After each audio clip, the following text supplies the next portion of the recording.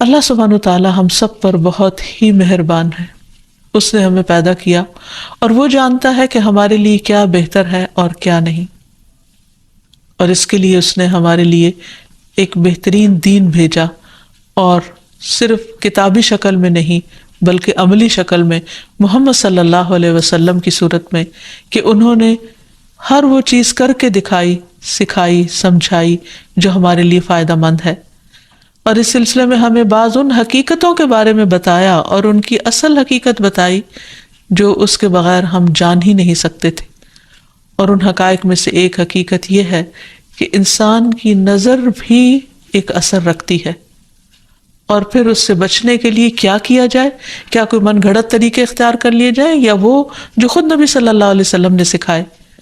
کیونکہ اگر ہم وہ طریقے اختیار کریں گے جو رسول اللہ صلی اللہ علیہ وسلم نے خود اختیار کیے یا اختیار کرنے کا حکم دیا، تو اس میں ہمارے لیے بھلا ہی بھلا ہے، فائدہ ہی فائدہ ہے، کیونکہ وہ موسٹ اوتھینٹک چیزیں ہیں، موسٹ ایکوریٹ چیزیں ہیں، کیونکہ اس کا سورس وحی الہی ہے.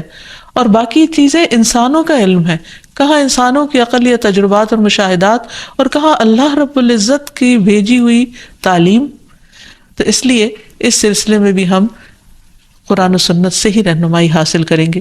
اور پھر دعا کرتے وقت یاد رکھیے کہ سب سے پہلے اللہ سبحانہ و تعالیٰ کی حمد و ثنا، اللہ تعالیٰ کی حمد و ثنا میں نبی صلی اللہ علیہ وسلم کی وہ دعائے استفتاح جو صبح تہجد کے وقت آپ پڑھا کرتے تھے بہت ہی خوبصورت ہے. اس میں بہت ہی عمدہ انداز سے آپ صلی اللہ علیہ وسلم اللہ تعالیٰ کی حمد بیان کرتے ہیں. الفاظ ہیں کچھ یوں: اللہم لک الحمد انت قیم السماوات والارض ومن فیہن، ولک الحمد لک ملک السماوات والارض ومن فیہن، ولک الحمد انت نور السماوات والارض، ولک الحمد انت الحق ووعدک الحق ولقاؤک حق وقولک حق والجنة حق والنار حق والنبیون حق ومحمد صلی اللہ علیہ وسلم حق والساعۃ حق. اے اللہ، ہر طرح کی تعریف تیرے ہی لیے ہے. تو آسمان اور زمین اور ان میں رہنے والی تمام مخلوق کو قائم رکھنے والا ہے. ہم تمام کی تمام بس تیرے ہی لیے مناسب ہے. آسمان اور زمین اور ان کی تمام مخلوقات پر بادشاہت صرف تیرے ہی لیے ہے اور تعریف تیرے ہی لیے ہے. تو آسمان و زمین کا نور ہے اور تعریف تیرے ہی لیے ہے. تو حق ہے، تیرا وعدہ حق ہے، تیری ملاقات حق ہے، تیرا فرمان حق ہے، جنت حق ہے، دوزخ حق ہے، انبیاء حق ہیں، محمد صلی اللہ علیہ وسلم حق ہیں، اور قیامت کا ہونا برحق ہے. اور پھر اللہ تعالیٰ کی حمد و ثنا کے بعد درود شریف کا پڑھنا دعاؤں کی قبولیت کا ذریعہ بنتا ہے. تو اس لیے جب بھی اللہ تعالیٰ کو پکاریں، اللہ تعالیٰ سے قبولیت کا یقین رکھتے ہوئے اس کو پکاریں، اور خصوصاً زندگی میں پیش آنے والی ان مشکلات کو جن کا سبب معلوم ہو، اور ان مشکلات میں بھی جن کا ہمیں سبب معلوم نہیں، ان سب کو دور کرنے کے لیے اللہ تعالیٰ کی مدد لیں.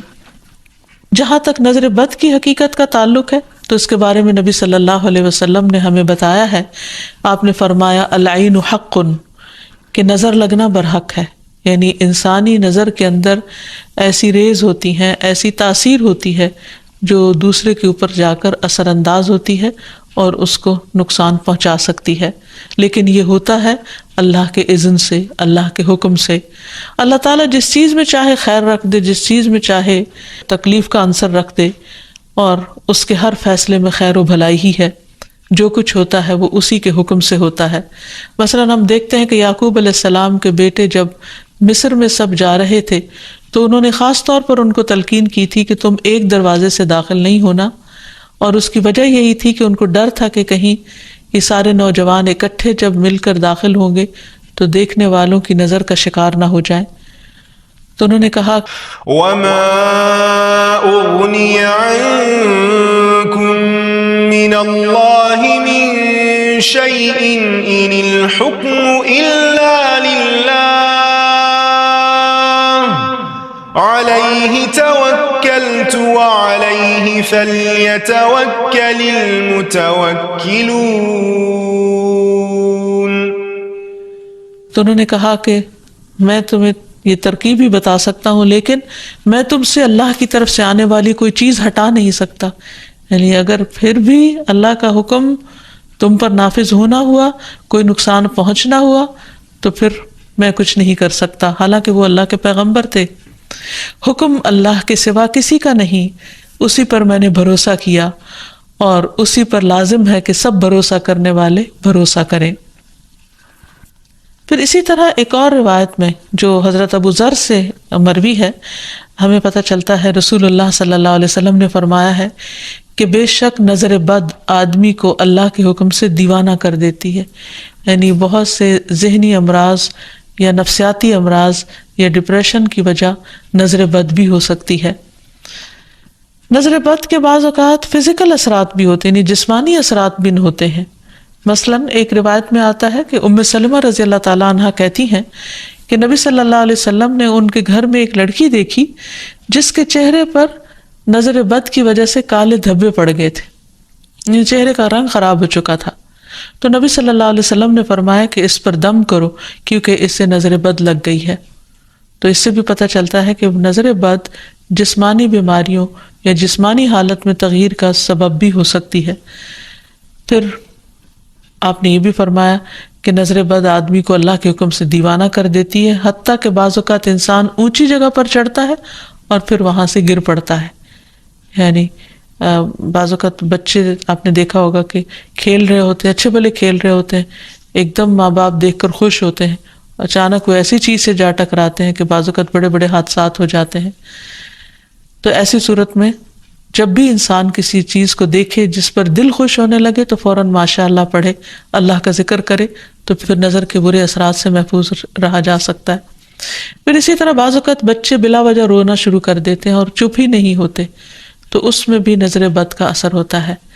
حضرت عائشہ کہتی ہیں کہ ایک مرتبہ نبی صلی اللہ علیہ وسلم تشریف لائے تو ایک بچے کے رونے کی آواز سنی۔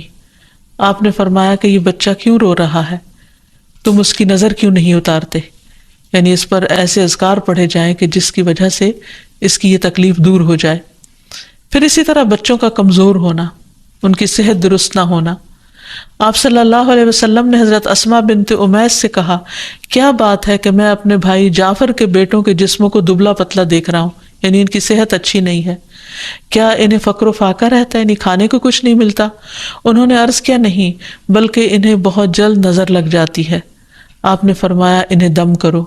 انہوں نے آپ کے سامنے چند کلمات پیش کیے تو آپ نے فرمایا انہیں دم کرو، یعنی ان کلمات کے ساتھ دم کرو۔ وہ کلمات انشاءاللہ آگے بتائے جائیں گے۔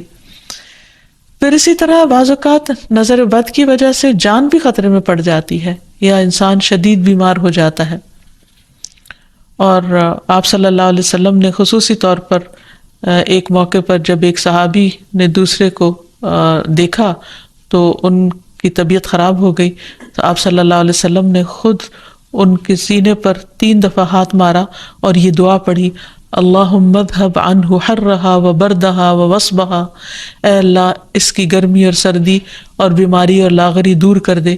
پھر کھڑے ہوئے اور فرمایا، جب کسی کو اپنے بھائی کا وجود یا کوئی مال پسند آئے، یعنی کوئی چیز اٹریکٹ کرے، تو اس کے لیے برکت کی دعا کرے، کیونکہ نظر لگ جانا برحق ہے۔ تو اس حدیث سے بھی پتہ چلتا ہے، اور یہ سلسلہ صحیحہ کی صحیح حدیث ہے، اور جن کو نظر لگی تھی وہ حضرت سہل تھے، اور یہ تفصیلی روایت ہمیں حدیث کی کتاب سے مل جاتی ہے۔ پھر اسی طرح نظر کی وجہ سے بعض اوقات موت تک واقع ہو جاتی ہے۔ آپ صلی اللہ علیہ وسلم نے فرمایا کہ اللہ کی قضاء و قدر کے بعد نظر بد ہی میری امت کے اکثر لوگوں کی موت کا سبب بن جاتی ہے، اچانک پھر کوئی ایسی بیماری آ جاتی کہ انسان کی زندگی کے خاتمے کا ذریعہ بن جاتی۔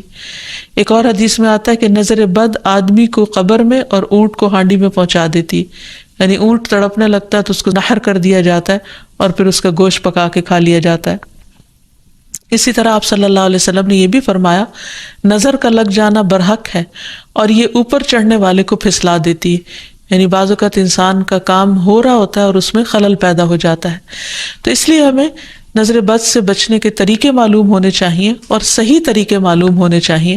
سب سے پہلی چیز یہ کہ انسان اللہ کی پناہ مانگے، اللہ تعالیٰ سے حفاظت طلب کرے۔ رسول اللہ صلی اللہ علیہ وسلم نے فرمایا اللہ تعالیٰ سے نظر لگنے سے پناہ مانگو کیونکہ نظر کا لگ جانا برحق ہے، یعنی اللہ کے سوا کون ہو سکتا ہے جو انسان کو اپنی حفاظت دے۔ پھر اسی طرح جس کی نعمت دیکھی جائے اسے ہمیشہ برکت کی دعا دی جائے، مبارک دی جائے تاکہ وہ شر سے محفوظ رہے۔ رسول اللہ صلی اللہ علیہ وسلم نے فرمایا جب تم میں سے کوئی اپنے بھائی یا اس کی ذات یا مال میں کوئی ایسی چیز دیکھے جو اسے پسند آئے تو اسے چاہیے کہ وہ اسے برکت کی دعا دے کیونکہ نظر کا لگ جانا برحق ہے۔ پھر اسی طرح یہ ہے کہ انسان دم کرے۔ حضرت انس کہتے ہیں کہ رسول اللہ صلی اللہ علیہ وسلم نے نظر بد، ڈنک اور نملہ کی بیماری کے لیے دم کی اجازت دی ہے۔ نملہ کی بیماری میں پسلی دانوں سے بھر جاتی ہے۔ پھر حضرت عائشہ فرماتی ہے کہ رسول اللہ صلی اللہ علیہ وسلم نے مجھے حکم دیا کہ نظر بد لگ جانے پر دم کیا جائے۔ پھر اسی طرح بخار، پہلو کے پھوڑے اور نظر بد میں دم کی اجازت دی گئی ہے۔ خصوصی طور پر چھوٹے بچوں کو دم کرتے رہنا چاہیے، اور جتنی بھی مائیں ہیں وہ ان کی تعلیم و تربیت کے حصے میں یہ بات شامل ہونی چاہیے کہ وہ چھوٹے بچوں کو صبح و شام کی دعائیں پڑھ کر یا اللہ تعالیٰ کا ذکر کر کے دم کرتی رہیں، خصوصاً نظر بد کی دعا۔ حضرت اسماء کہتی ہے کہ ایک مرتبہ انہوں نے عرض کیا یا رسول اللہ صلی اللہ علیہ وسلم جعفر کے بچوں کو نظر لگ جاتی ہے، کیا میں ان پہ دم کر سکتی ہوں؟ تو آپ نے فرمایا ہاں، اگر کوئی چیز تقدیر سے سبقت لے جا سکتی تو وہ نظر بد ہوتی، یعنی اتنے اس کے اثرات ہوتے ہیں۔ پھر اسی طرح نظر بد کے علاج میں یہ بات بھی بہت مفید ہے جو نبی صلی اللہ علیہ وسلم کی سنت سے ثابت ہے کہ نظر لگانے والے کے وضو کے بچے ہوئے پانی سے اس کو غسل کرایا جائے، یعنی جس کو نظر لگی ہو۔ ایک اور روایت میں آتا ہے کہ آپ صلی اللہ علیہ وسلم نے فرمایا نظر بد لگنا برحق ہے، اگر کوئی چیز تقدیر پر غالب ہو سکتی تو وہ نظر بد ہے، جب لوگ تمہیں غسل کرنے کا کہیں تو غسل کر دو، یعنی اس کو برا نہ مانو کیونکہ یہ ایک چیز ہے ہونے والی، اگر کسی کے آنے سے یا اچانک دیکھنے سے یا کسی کی بات سے یا تعریف سے دوسرے شخص کی طبیعت خراب ہو گئی ہے تو اس سے واضح طور پر پتہ چلتا ہے کہ کوئی ایسے ہی اثرات ہوئے ہیں، اور اگر وہ طلب کرے کہ وضو کر کے پانی دے دو تو دے دینا چاہیے، اس کو برا نہیں سمجھنا چاہیے۔ لیکن یہ یاد رکھیے کہ نظر بد کے اتار کے لیے غیر شرعی کام کرنا یہ درست نہیں، یعنی وہ چیزیں جن کا سنت سے کوئی ثبوت نہیں ملتا، جیسے بعض لوگ مرچیں جلاتے ہیں یا بعض لوگ کالے دھاگے پہن لیتے ہیں یا کوئی ایسے نشان لگا لیتے ہیں، تو ان چیزوں سے پرہیز کرنا چاہیے، کیونکہ نبی صلی اللہ علیہ وسلم نے ایک مرتبہ ایک قاصد کو روانہ فرمایا اور فرمایا کہ کسی اونٹ کے گلے میں کوئی تانت یا کوئی قلادہ باقی نہ چھوڑا جائے مگر اسے کاٹ ڈالا جائے۔ تو مالک نے کہا کہ یہ لوگ قلادے نظر بد سے بچانے کے لیے ڈالتے ہیں، یعنی ایسے دھاگے ڈال دیتے ہیں، تو آپ نے فرمایا ان کو کاٹ کے ختم کر دیا جائے۔ پھر اسی طرح شرکیہ دم نہیں کرنے چاہیے جس میں اللہ سبحانہ وتعالیٰ کے علاوہ کسی اور کو پکارا گیا ہو یا ان کا نام لیا گیا ہو۔ اور دعاؤں میں خصوصاً معوذتین بہت مفید ہیں، قل اعوذ برب الفلق اور قل اعوذ برب الناس آخر تک 3 بار پڑھ کر مریض پر دم کیا جائے۔ رسول اللہ صلی اللہ علیہ وسلم جنوں اور انسانوں کی نظر بد سے پناہ مانگا کرتے تھے، یہاں تک کہ یہ 2 صورتیں نازل ہوئی۔ جب یہ نازل ہوئی تو آپ نے انہیں پڑھنا شروع کر دیا اور ان کے علاوہ سب کچھ چھوڑ دیا۔ پھر اسی طرح ماشاء اللہ پڑھتے رہنا چاہیے۔